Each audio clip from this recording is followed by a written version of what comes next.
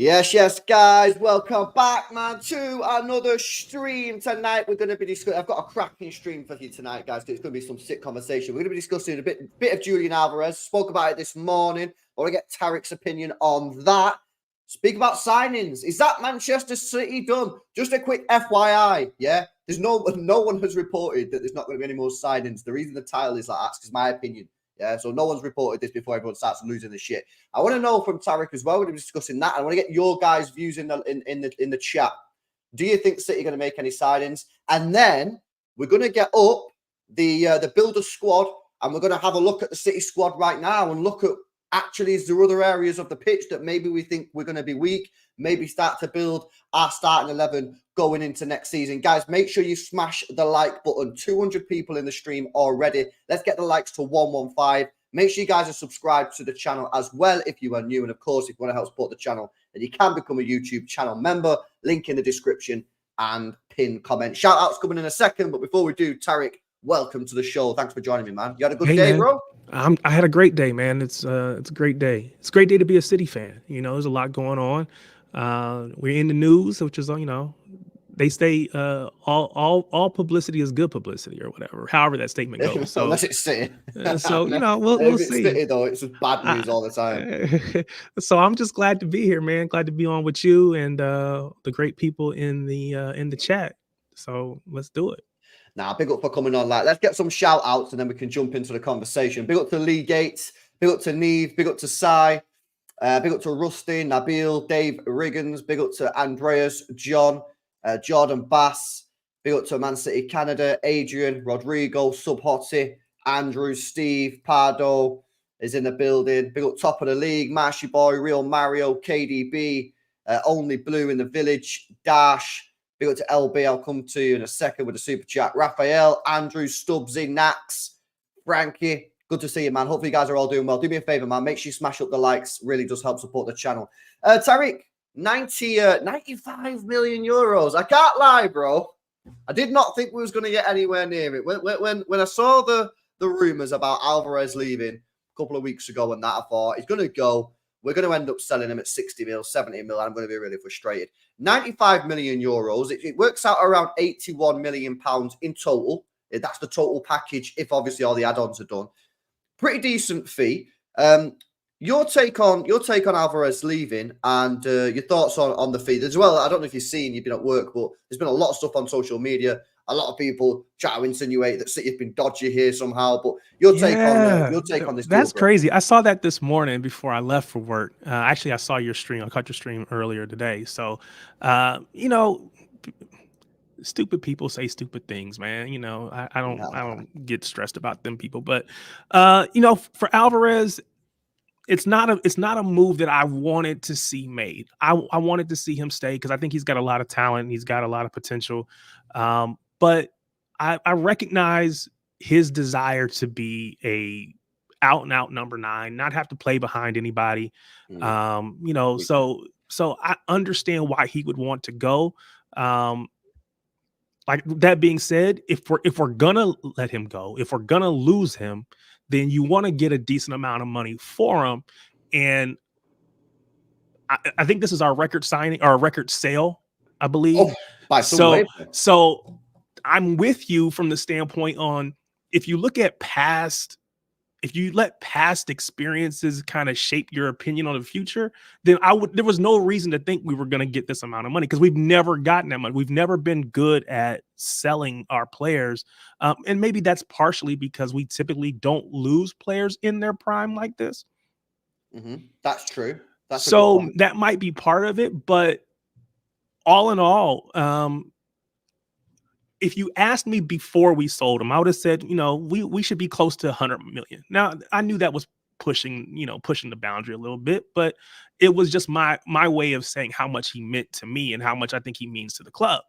So that being said, I didn't necessarily think we were going to get it, but that's where I was hoping we would just set the marker out and then work from there. So to be anywhere close to that, and if we said 100 million euros and to end up at 95, that's a really good sale. Obviously, it goes to show you how good it is when you see the comments of the mutants, as you call them, right? To see their comments and to say how, oh, it must be fraudulent or it must be us colluding with somebody else. It's always something other than City are just great at what we do. So yeah, man, hate to see him go, but if we're gonna go, we got to get paid, and we did. So and you're right. I mean, look at that. I mean, it's not just the biggest transfer we've ever received. It smashes it biggest out of the by park, far. bro.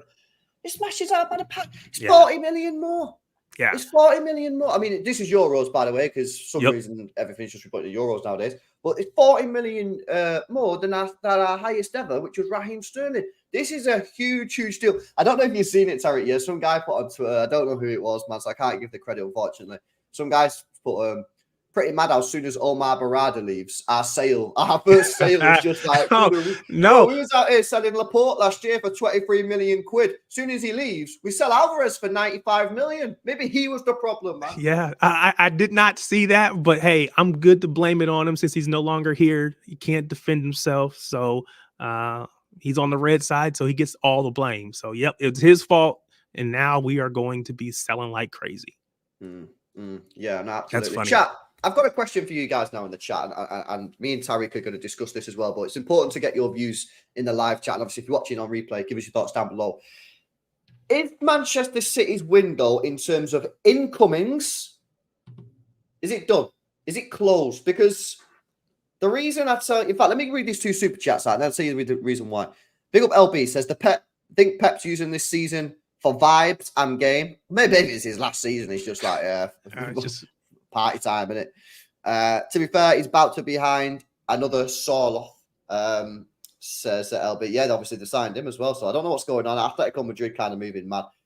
Big Up LB for the super chats. My point on the transfers, is that like the DM position, the backup DM, or the player that can play alongside Rodri, like Gundogan, and then just slot into the DM position. That is such a crucial position that I don't think they would have left it this long if they was going to sign someone. Then you've got pre-season with Nico O'Reilly playing in slightly deeper position, as I'm sure, Tarek, you've seen in pre-season. And then Pep Guardiola, of course, coming out in the press conference, speaking about how much he likes Nico O'Reilly in that DM position. And by the way, I'm a big fan of Nico O'Reilly. Didn't think he'd ever play DM, but that's a story for another day. And then, of course, you've still got James McAtee and Oscar Bobb, as well as Savinho, Bernardo Silva, Jack Grealish, and Jamie Doku on the wings. And Pep Guardiola saying that James McAtee and Oscar Bobb are first-team players and are ready. When I combine all that together, something's got to give. Something's got to give. And that's why I come to the conclusion that, in my view, I don't think we're signing anyone.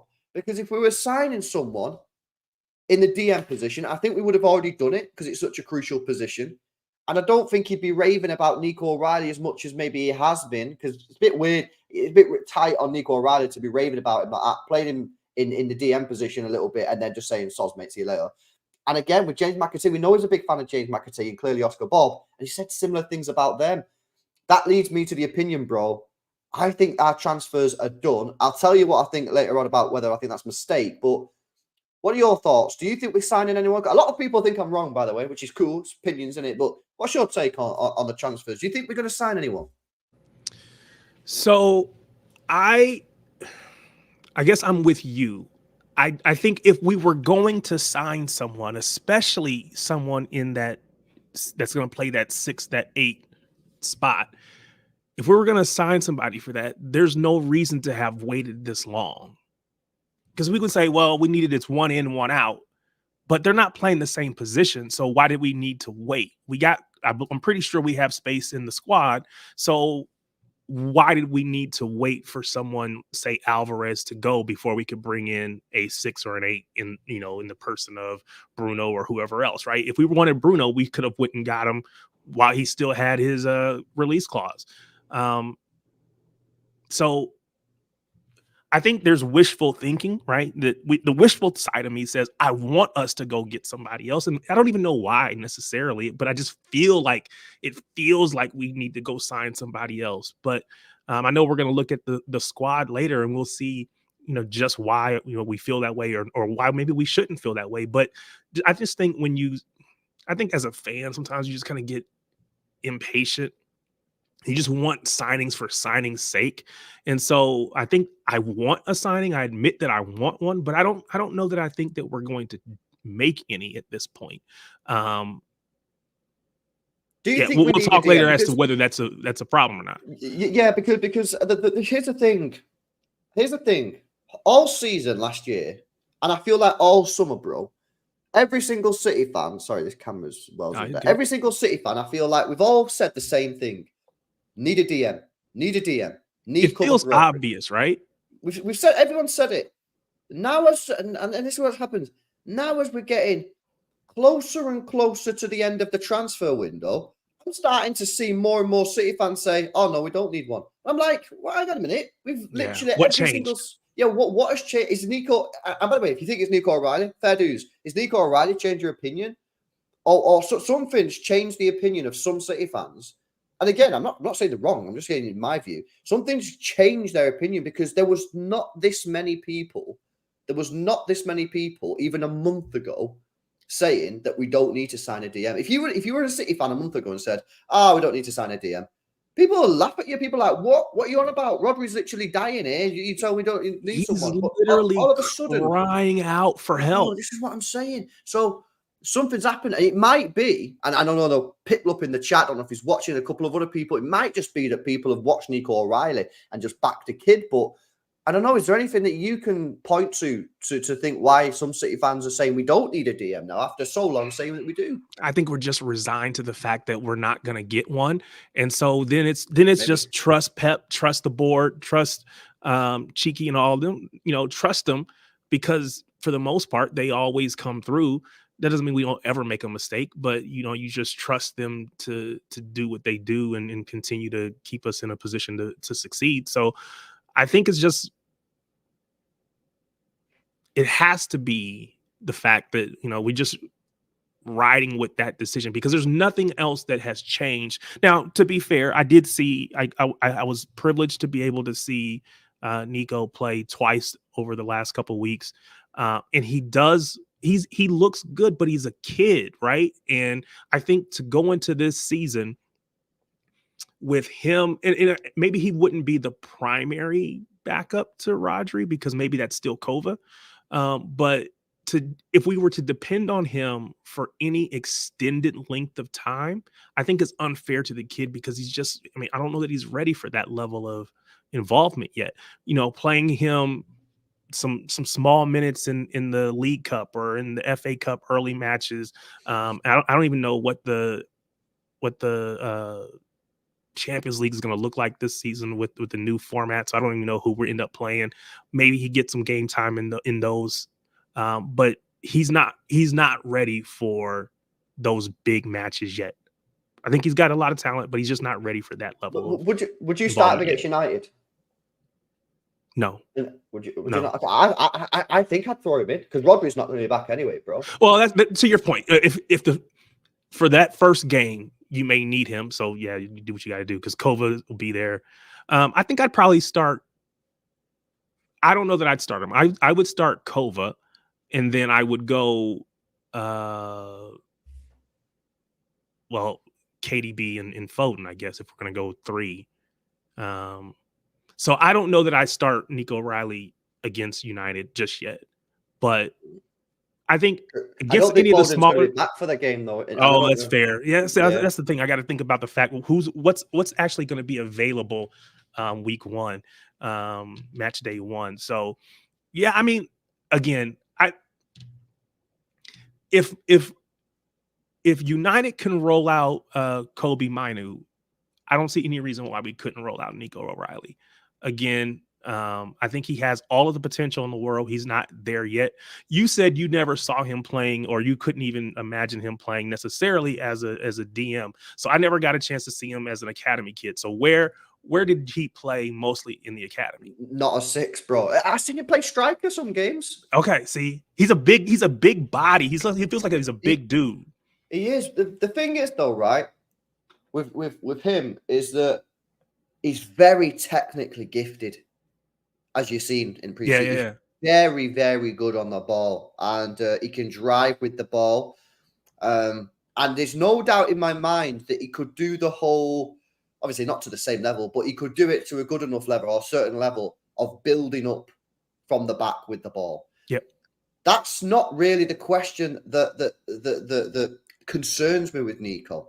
What concerns me with him is what concerns me with Kovacic. Can he cover the ground? Because this is the same as Kovacic's. If Kovacic picks up the ball on the edge of our penalty area from a goal kick, I got no problems with that. Kovacic can drive forward. You know, he's a great ball carrier, as we all know. He's great at the ball, very rarely loses possession. He can start an attack, no problems. No one's debating whether or not Kovacic can do the DM position on the ball. What people debate with and what people question Kovacic when it comes to the DM position is, can he cover the ground? Right. Can he make the interceptions? Because he's not quick enough. He's not mobile enough to get around and make those interceptions like Fernandinho could, like Rodri can. And I think that's where I'd have some concerns over him. But again, granted, the sample size is small. I've not seen him do that in academy at all. And we've only had a handful of games in pre-season. So that's why I ask you, bro, is would you throw him in against United? And this is the thing, because obviously Rodri's not going to be there, Foden's not going to be there. You're going to have to play someone. The Community Shield is not that big of occasion, let's be honest. Yeah, it's basically a pre-season game. Yes, it's come against United, which doesn't help. You've got to take it semi-serious. But if you throw him in against United and he swims, then you know he's ready. Then you know he's ready. Then you don't have to sign a DM. But what happens if he sinks? Does that really like? You're in panic mode. You got what? You got 2-3 weeks left, and everyone's going right. Sorry, guys, we got to get someone in. I'm not even concerned about getting someone else in. I'm concerned about the kid. What if he comes in and he struggles? Does that set him back? You know, from a development standpoint, does he get aggression in his? The problem is we did this with Wilson Esbrand. We did this with him. I think it was last year or the year before. This exact same thing happened to him that's happening with Nico O'Reilly now. And we're going to go down the same road. Yep. Wilson Esbrand in pre-season. I can't remember if it was last year or the year before. Chat, let me know. I think it was the year before because he was playing against Bayern. He played in that Bayern Munich game that Haaland scored. Yep. Yeah. Wilson Esbrand in that pre-season was absolutely unreal. Absolutely unreal. The guy pocketed Coleman. Yeah, the guy pocketed Kingsley Coleman. And it wasn't just one of these where Coleman was at it. He was at it and he pocketed him. Then we got to the pre-season game. I think it was Liverpool or someone, whoever it was. And we thought, should we play him? And I said, throw him in. And we had the same conversation, Tarek. We had some City fans saying, don't throw him in, because if you throw him in and he doesn't do well, then that'll be the end of his career. He didn't play. He then got loaned out, and we never seen him again until this pre-season. And I just feel like sometimes, yes, it's a risk. Yes, it can backfire. But ultimately, this is a player now that has gone through the academy system since, 5-6 years old, is now 20 years old, is a man, is an adult. This is his moment. This is his moment that he's been waiting for in his whole life. And I just think that, like, we need to see if he can do it. He's desperate for the opportunity. Let's not just go, oh, sorry, we need to protect you, mate, so we're not going to play you. He knows the risks. He's not an idiot. He's 20 years old with clever people around him. He knows that if he goes in and doesn't play well, that could be his City career done. This guy's still going to have a career in football. He's a top player. But I just think that, like, if not now, when? And I just think throw him in at the deep end. And listen, if he doesn't play well, you won't catch me slagging him off on a player rating stream. Yeah, he'll have nothing but my support.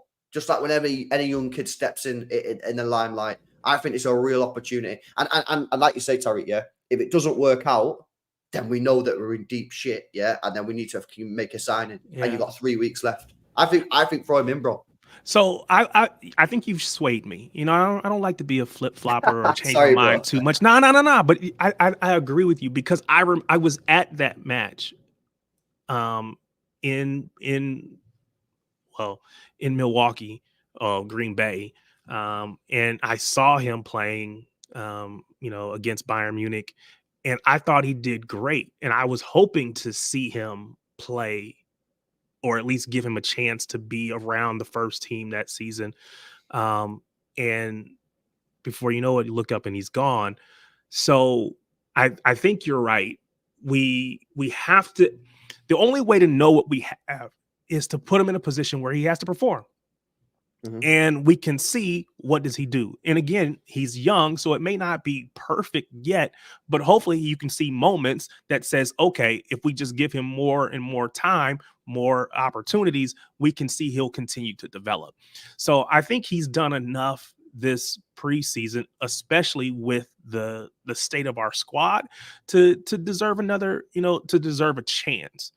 And then he's got to earn it on the pitch, right? No one's going to give him anything. He's going to get an opportunity, and that's it. And then what do you do with it when you get it? So, I think we can see from there. But again, if he doesn't succeed, or if he does really poorly, then we know, okay, we don't have a choice. We got to go find someone. But then that just gets to the point, then why did we wait that late? Because at that point, who can you find, and what can you do that late in the window? So yeah, and you know what as well, final point on this here before we look at the squad as a whole is, if you don't play him on Saturday against United, right, and don't give him that opportunity, and then you sign a DM, what about if the DM turns out like Calvin Phillips? Genuine question. And we sign a DM and everyone's like, buzzing, we got one, and he turns out to be crap. And then we're like, oh, damn. And then maybe Nico O'Reilly plays and he actually turns out to be good. It's like, oh, well, we shouldn't have signed that other guy. We wasted 50 mil. Like, well, and it's the same thing with Calvin, because we never gave he's over at Chelsea now. Lavia. We never gave Lavia a real chance with the first team. And a lot of City fans were not happy with that. I hated that move. Yeah. A lot of City fans didn't like it. I remember doing streams, man. A lot of people in the chat were not happy with that. Not necessarily because they didn't like Phillips, but they were like, this should have given him a chance. So he's got this academy kid that, again, he's done everything we've asked. He's excelled at the levels that he's played. So now it's, you're looking for him to take that step up, but he just needs an opportunity. And that's the case with a lot of our academy kids. You never know really what they are and who they are until they get a chance to perform on the biggest stages in front of against the biggest teams. And so we have to give them those opportunities. And to a certain extent, that's the same thing that happened with Cole Palmer, right? He didn't get as much of an opportunity as he wanted, or as he thought he had earned. And so maybe we don't lose Cole Palmer. Now everything works out the way it needs to work out. We win the league. It doesn't matter. But maybe we wouldn't have had to do that. So I'm with you.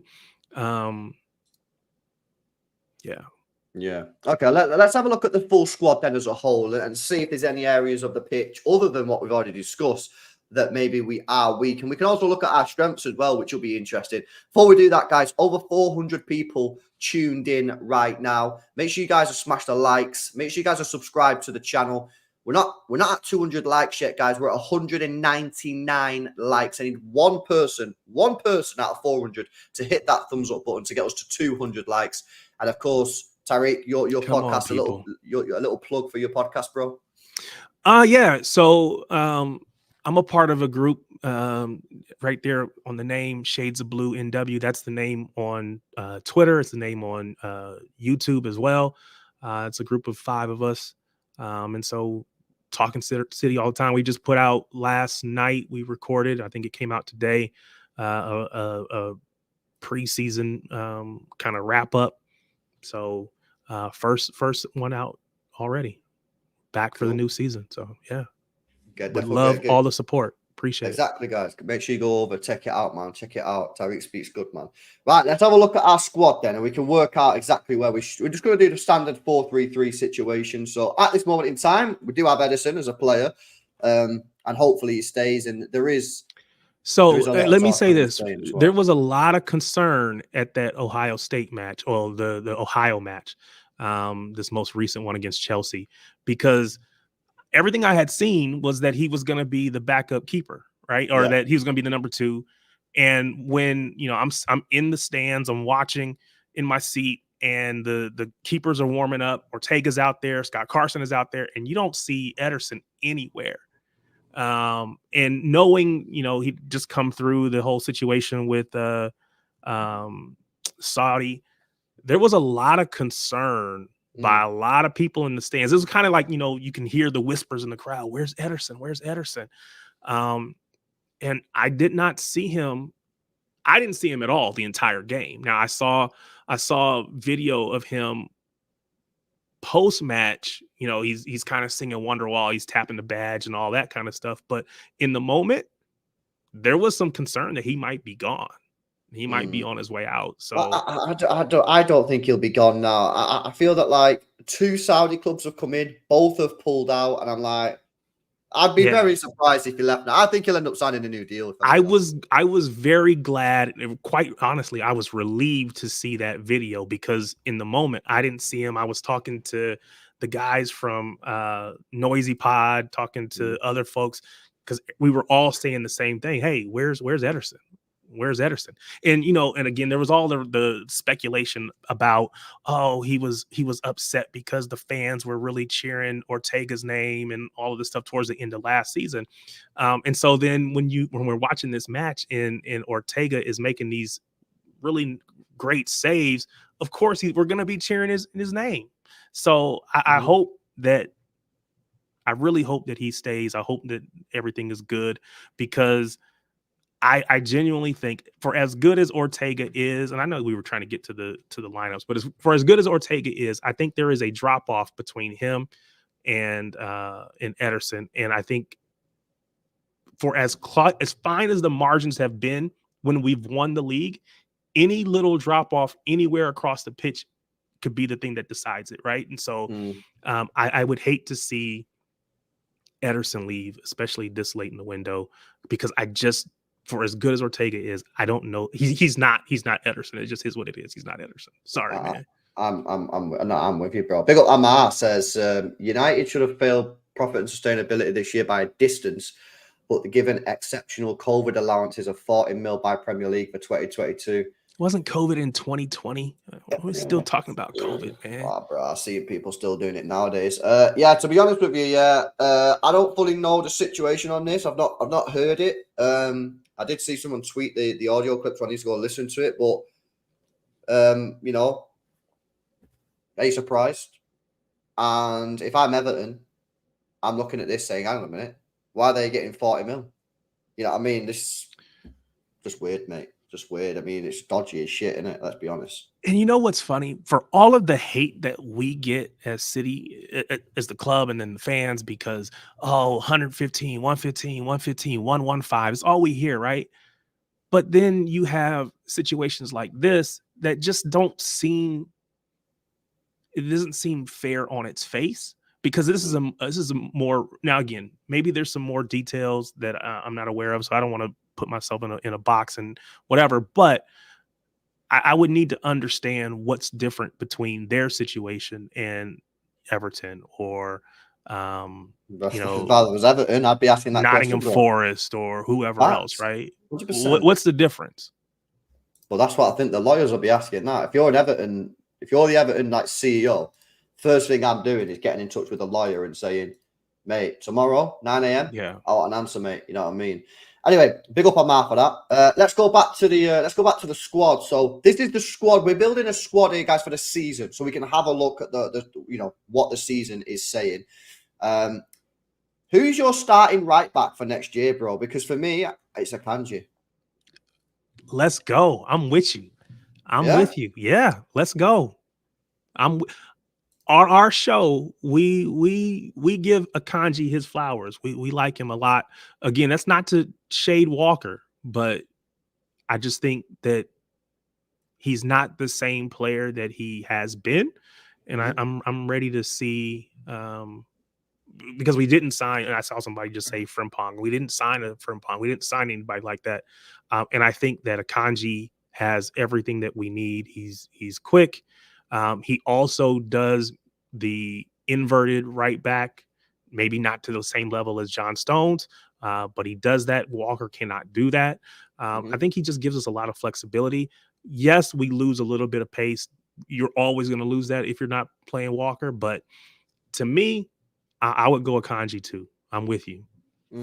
Yeah, that's where I'm at. We'll speak about captains in a minute. On the left side, you've got obviously Gavardiol will probably start on the left, I'd imagine, unless Pep's going to change it up. And you've got Ake left back. So we kind of chill on. I think we kind of chill, to be honest with you, on our fullback positions. Of course, you've got Rico Lewis here as well, who can play right back. But when we're talking about, is there another area of the football pitch that where maybe we're actually sleepwalking and we're actually a bit light? The fullback positions don't really look to me to be that position. You've got Akanji, Walker, and Rico Lewis as right back options. On the left-hand side, you've got Gavardio, Ake. Akanji could probably play left back. Rico Lewis at a push could probably play left back. I think we're fine, bro, on the fullbacks. At some point in my lifetime, and I am running out of time, I've probably got another 30, 40, 50 years max. It would be nice to see an actual old school left back at the football club who bombs up the wings and puts crosses in. Yeah. I was going to say, because we've accepted the fact that this is the style of left back or outside backs that Pep is going to play. They're going to be more inverted as opposed to, like you said, more traditional bombing up and down the wing. Then we just have to accept the fact that we have who we have. If he's going to change that, then I would like to see more traditional outside backs as well. Bro, I just need to see. I need to see those Kolarov crosses again, man. I didn't appreciate what I had with the Kolarov cross. Now, don't get me wrong. When he was defending, sometimes I was gonna say he got a little bit of hate back in the day. Yeah, and so he come across a little bit lazy at times, yeah. But when he was crossing a football, it was insane. And he crossed the ball the exact way that I love fullbacks crossing it. Just smack it as hard as you can. And I didn't appreciate what I had. And now, as much as I love Gavardio and Ake, bro, these guys can't really cross a ball, man. Nah, it's a totally. I mean, they're center backs. In all honesty, yeah, they are exactly. Right, centre back positions again. Pretty strong. I'm not putting these in like any sort of position like right or left, but you got John Stones, you got Ruben Diaz. Who else we got, bro? We got anyone else? Calvin Phillips. Phillips. Hey, he played at center back in the US, man. I don't expect him to be here. He's not going to be in that position, but he did improve by playing there. Let me ask you a question. If we're going to go back to the 4 centre backs, do we need another centre back? Because I'm looking at this, bro. I've got no options on the second screen, have I? Well, your options are Akanji and Vardiol, because then you would just move, or Ake, right? You would move. If Diaz is out, you play Ake at that left center back position, and then play Vardiol out wide. Mm-hmm. If Stones is out, maybe you put Akanji, and then you put Walker on the far right. So I think you have 6 defenders, which doesn't include Rico Lewis. So you got 7 if you include him. So I think you have 7 defenders for those 4 positions. Okay. I think we're probably okay. Maybe one more, but I don't know if I'm going to go one more, I might go more of a traditional outside back, left or right. Yeah, no, I agree. I actually agree. I think if I was aside someone, I would do that. We talked about him a few minutes ago, earlier, Wilson Esperan, right?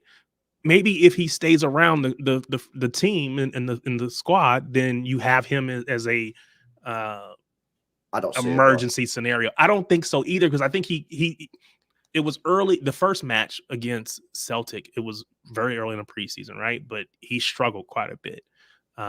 Inverting is not his game. It's not, and he can't. He needs to be out. Just more of a traditional, just in my opinion, just like Kyle Walker. Yeah, no, I agree. You mentioned his name a minute ago. You mentioned his name, bro. You mentioned his name. Do we have to? Should we just keep him and just say, Phillips, bro, you're not going to play, but in the rare occasion that 4 of our defenders get injured, you'll play centre back? So what I will say is this, and I think I think Crunk is on here somewhere from our show, but He played some audio from Pep talking about Phillips and was kind of more dismissive to a certain extent. Just kind of like, yeah, he's here, but he knows the situation. He kind of knows he's not going to play in that center in that DM position. So the only option for him would be as a center back. I think that because he played well in the US, right? I think that the thing that he was able to do, he had more time on the ball. He was playing, he didn't have his back to the field, to the play. He had everything was in front of him. He could pick out a pass, he could do all of those things. I don't know that maybe as an emergency, but he's never going to get any minutes at that center back position. I think he just needs to go to a league that's a little slower pace, maybe like in Italy. I think he could probably do really well there. So do I expect to see Calvin Phillips I don't even expect to see him on the squad at all. To be honest, I think he's going to go somewhere. I think he's going to go. I agree. I have to say though, that's probably the best he's ever played for City. I was very happy because again, the first game where Pep played him in that DM position, again, did not look good. And Celtic again were a couple weeks into their preseason already, so they were further ahead than we were. But they played really well, and didn't help that he was getting overrun along with Wilson Esperan and others. But seeing him in the last preseason match where he's playing as that center back, it was night and day difference. And again, he's able to ping those long balls. He can see the pass, he can make the pass. He just needs the time. And when I've seen him struggle a lot of times is in those tight spaces, trying to play with multiple defenders around him. Give him room. I think he can pick out the pass. He can make all those passes. So I just don't know that he's ever going to get that in our team. So he needs to go someplace that is just a little bit slower, and I think he'll excel again. Yeah. No. I agree. Okay, so that's our defense. That's our defensive options. We should be okay, unless we get 3 injuries. Yeah, because if Guardiola gets injured, we can play Ake. If Ruben Diaz gets injured, Ake can come in.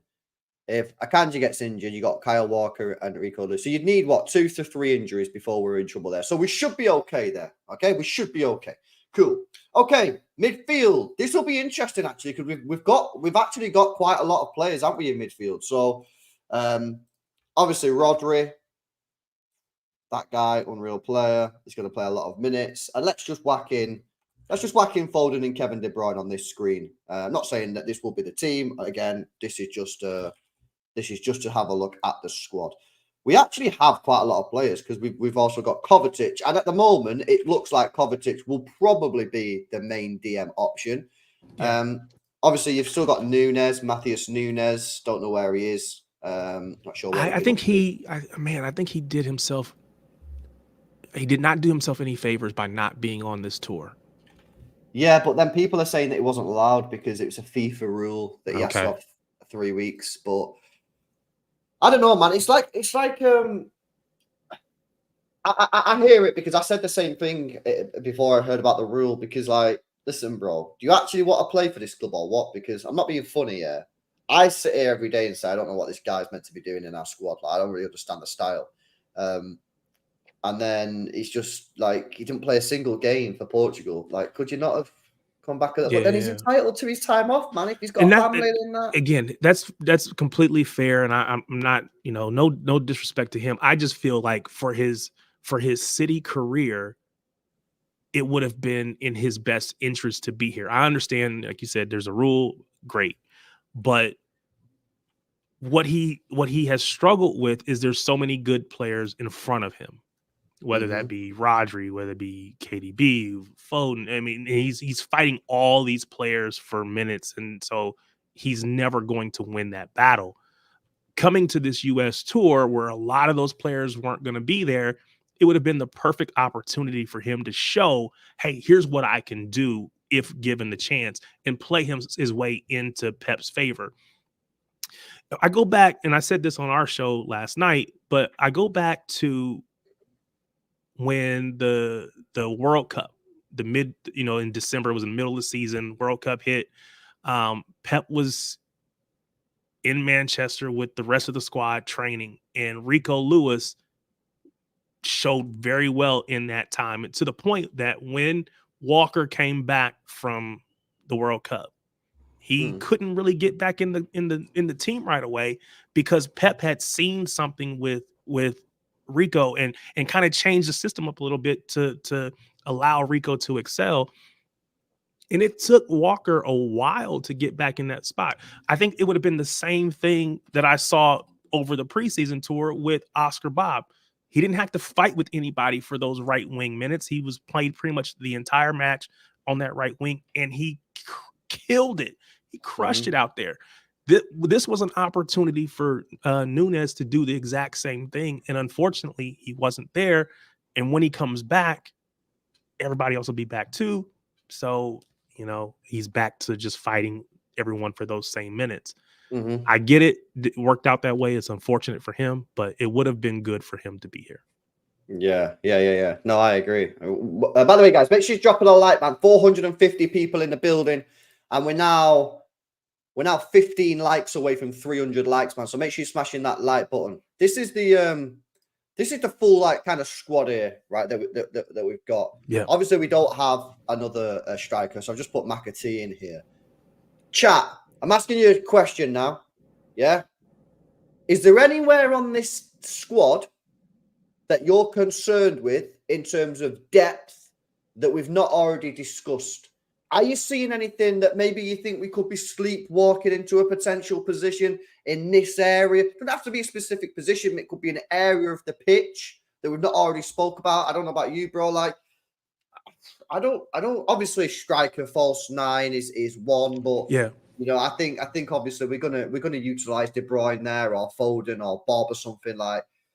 It's just I think if Haaland gets injured, we just got to hope Haaland doesn't get a long-term injury. I think if he gets injured for a week or two, we'd probably be able to wing our way through a couple of wins. I think when it starts getting to 6 weeks, 7 weeks, he's going to be out 6 weeks, 7 weeks. I think that's when it starts to get I don't know if you can wing it for 2 whole months.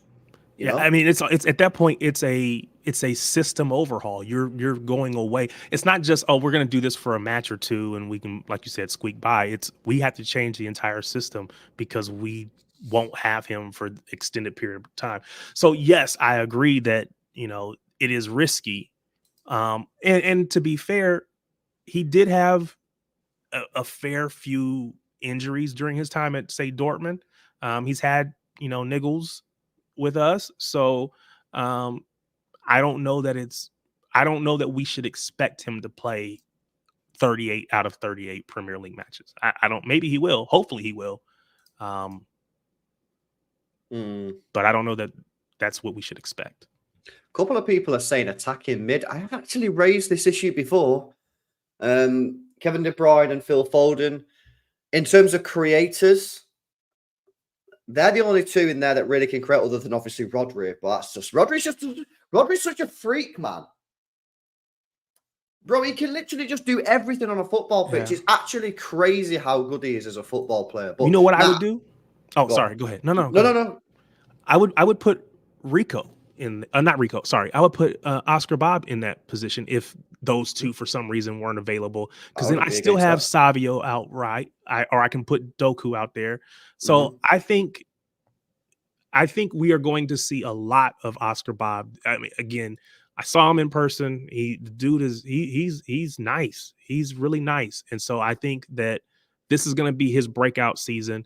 And I think he will be, because the thing about Alvarez when he played, which we didn't all care for because, maybe he wasn't great at all of them, but he was a utility player. We put him multiple positions on the field. He could play as the 10, he could play as the 9, he could play as an 8.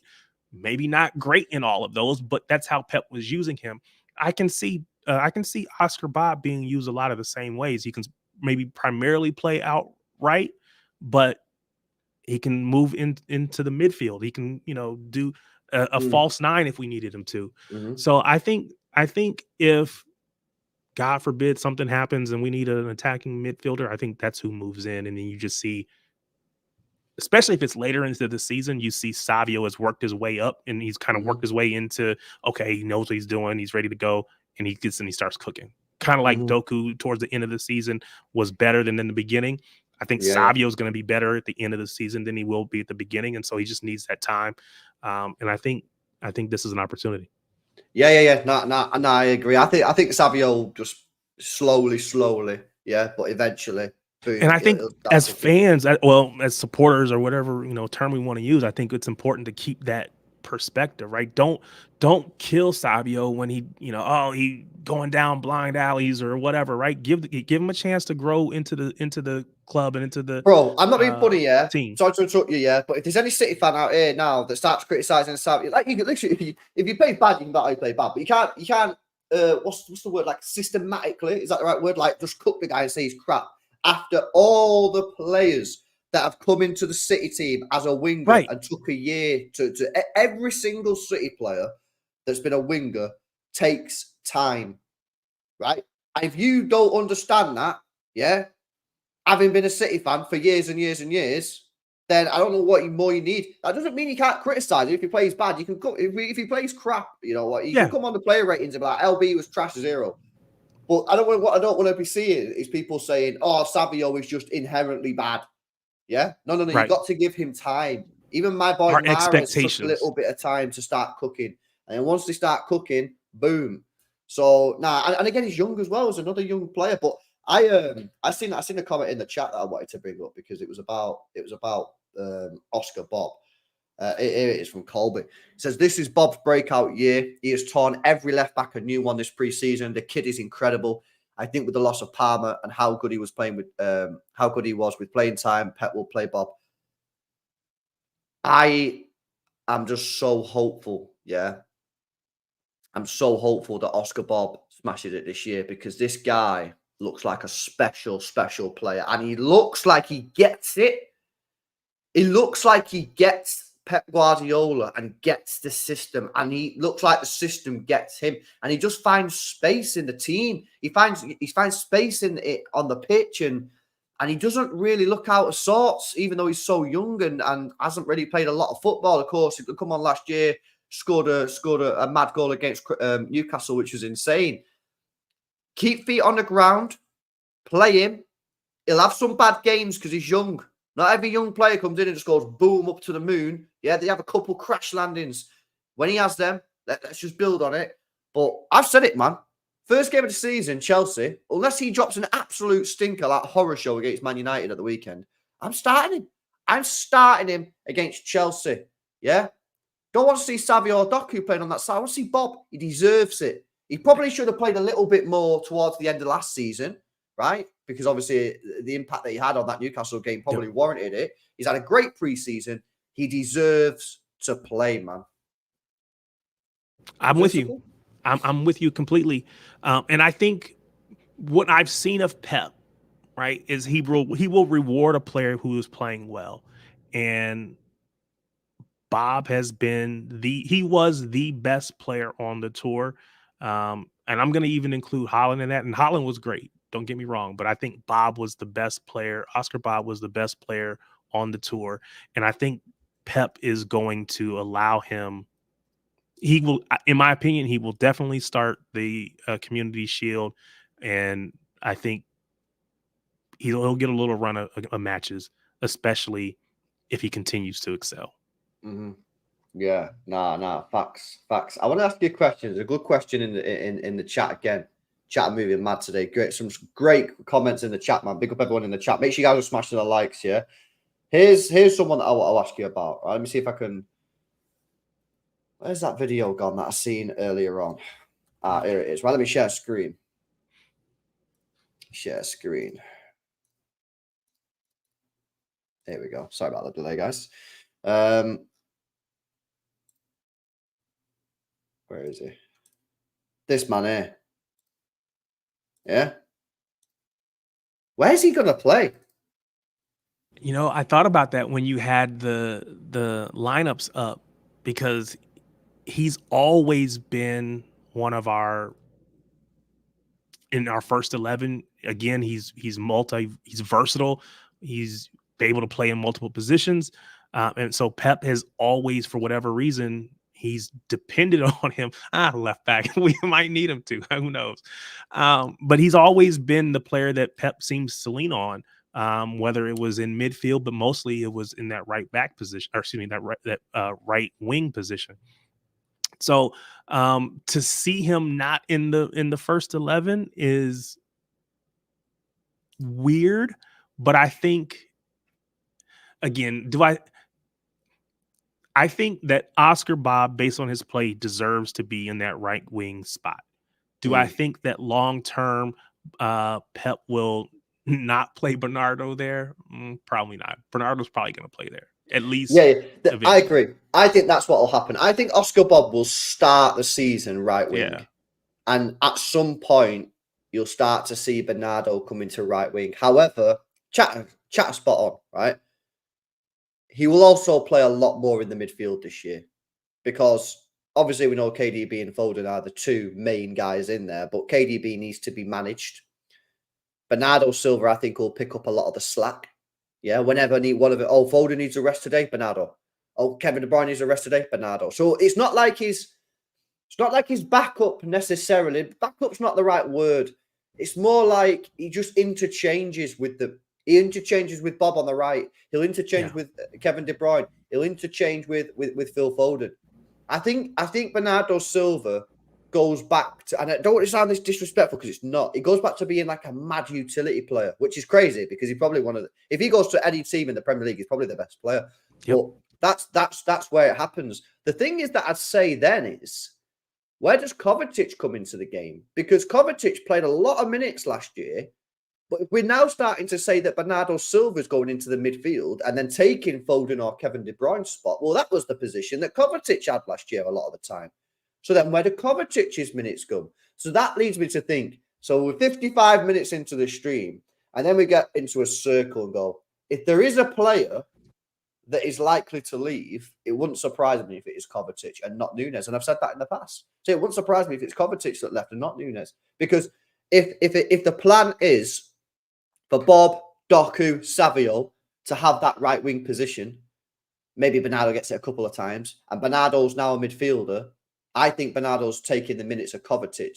Then where does Kovacic play? Maybe Kovacic becomes an actual proper backup DM, and he gets told, no, we're actually going to rest Rodri loads this year, and you're going to play loads of minutes as a DM. Like every 3 or 4 games, you'll play as a DM. Every 60 minutes, I'll take Rodri if he plays a DM. Maybe be happy with that. But if he's not, and he wants to start games, and a lot of players do want to start games, especially when they come to the end of the career, you might see Kovacic leave, bro. Yeah. I mean, the logic is sound. Everything you said makes sense. I can't. Again, I was never a big Kova fan when we brought him in, but he does a job for us. So if he leaves, I'm not going to be.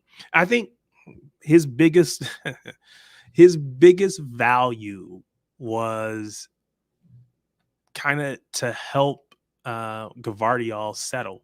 I think in more ways than one. I think it was, we've got this guy coming in from Croatia, well, coming in from Germany, whatever. And there's no other Croatians on the team. And so we want to build an atmosphere where he can settle. We've done that, and maybe they don't say it out loud, but you think about when we had Fernando and Fernandinho and how that helped with Gabi Jesus, and it helps with Ederson. It helps with all the Brazilians that come in. And so then when we had all the Portuguese contingent that came in, they had someone at the club that helps them settle and helps them feel at home. And so I think probably the biggest thing that Kovacic did was just to be there to help Gvardiol get settled and feel like he's a part of the club. So I wouldn't be surprised if he leaves, because I think long term you get more from Nunes if we give him a chance to and actually play him. we just haven't seen anything from Nunes at this point, unfortunately. So, Yeah. What about Nunes at 6? Listen, I think Nunes at 6, ironically, is probably one of the only players that probably could do it in terms of covering the ground because he's actually quick, isn't he, bro? But the problem with Nunes is he's a little bit less secure on the ball than like Kovacic. So you got Kovacic, right? You got someone like a Kovacic who's really, really good on the ball. Very, very, very rarely loses the ball, right? But can't, in my opinion, cover the ground to play that CDM position. Nunes can cover the ground. 100% he can cover the ground, but is a little bit less secure on the ball. And it really frustrates me. I need to remember, chat always remind me. There was a game towards the end of the season last year when Nunes lost the ball around 10, 15 yards outside our own box under no real pressure with his back to their goal, and we end up conceding. And it's that type of situation where I think Pep looks and goes, you're just not secure enough on the ball for me. So I don't know. I think he should have given him the chance when Rodri got suspended, personally. But anyway, it is what it is. Should have gave who the chance? Nunes. Yeah. So there's Clive Man City in the chat seems to think that I have something against Nunes. I really don't. I'm just saying that he has not been given a run of matches to be able to show his ability, to be able to show what he can do consistently, right? He has, little small cameo appearances, and that's not enough to really show. And so what I was saying at the beginning or earlier was coming to the tour would have been great because he would have been given extended minutes. He could have really excelled. Well, we haven't seen him in extended minutes for Man City. And so I think, I hope that we get a chance to see that because, again, otherwise we're not going to know what we have. We can, if he gets minutes and he doesn't perform, then we know we need to get rid. If he gets minutes and he does perform, then we know, okay, now we can figure out where we're going to play him and how he fits into the rest of the squad and all that. I don't have anything against Nunes. I personally haven't seen enough of him in a City shirt to say he can or he can't. Yeah. No, I agree. Listen, I like Nunes. Always said it. I think he's a good player. I don't think he'll fit our style of play, but I don't think he's going to go anywhere. So we'll have to see, and I hope he does work out. He's a City player. I want him to do well.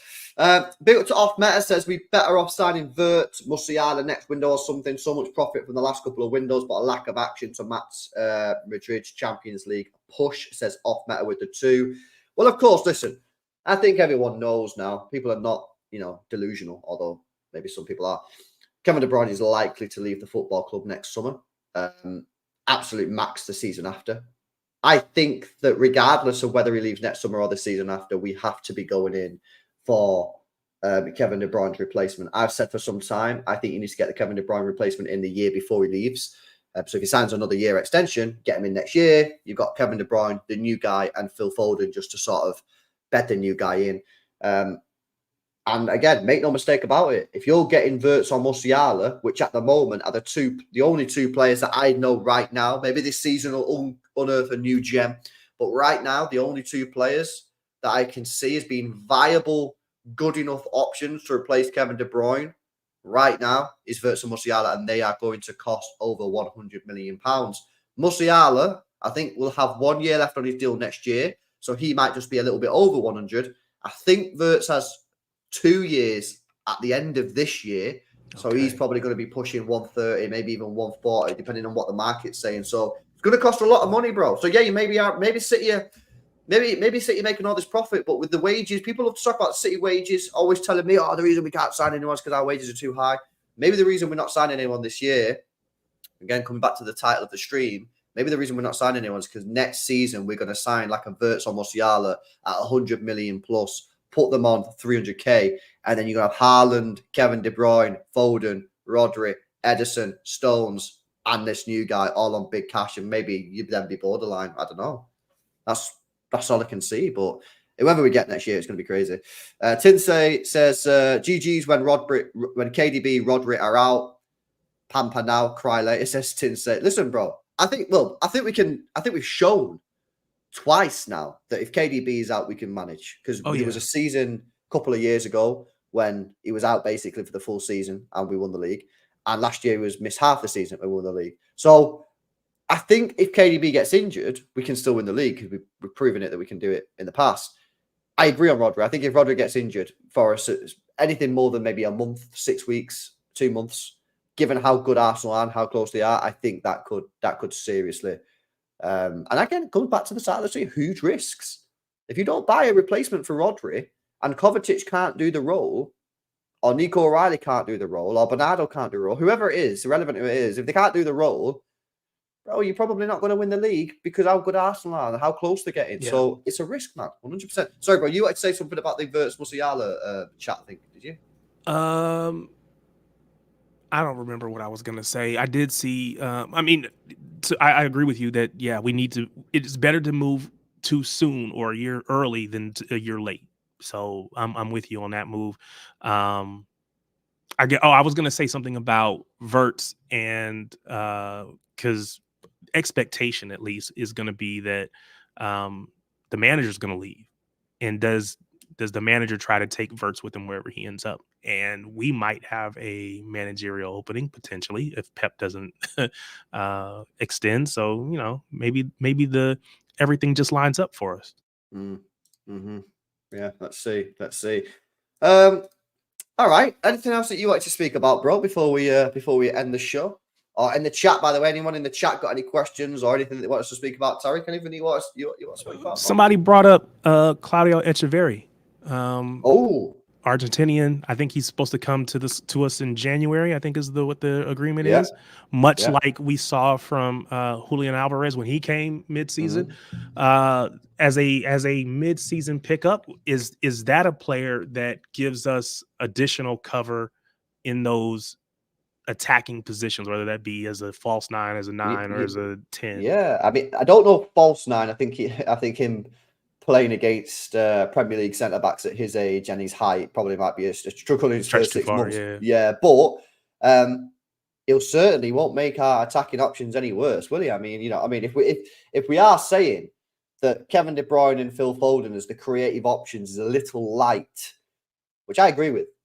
You've only got to get to January before Echeverri comes in, and then he can be the third choice. You know what I mean? So listen, I think Echeverri I always say, man, these South Americans, it's like going into a casino and shoving your money on red or black, bro. Like sometimes you go and get rich, sometimes you're selling your house and explaining to your wife why you got no house or you got no money. Yeah. Like I think Echeverri looks seriously promising. Like when I've watched him in a couple of games now.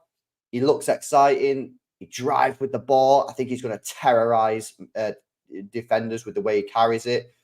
I think he can get goals, get assists. But you never know. I tell you what the thing is, yeah? I'll tell you this now. When we signed Kaique, Kaique, the Brazilian, when we signed him, everyone raved about him. I watched the first game that he played for Man City. It was a EDS game, academy game. We played against Rotherham. Within 2 minutes, I knew this guy was never going to make it. Within 2 minutes, bro, I was like, this guy is not physical enough for this league. Echeverri looks like he's got that upper body strength. Kaique was like weak up top, bro.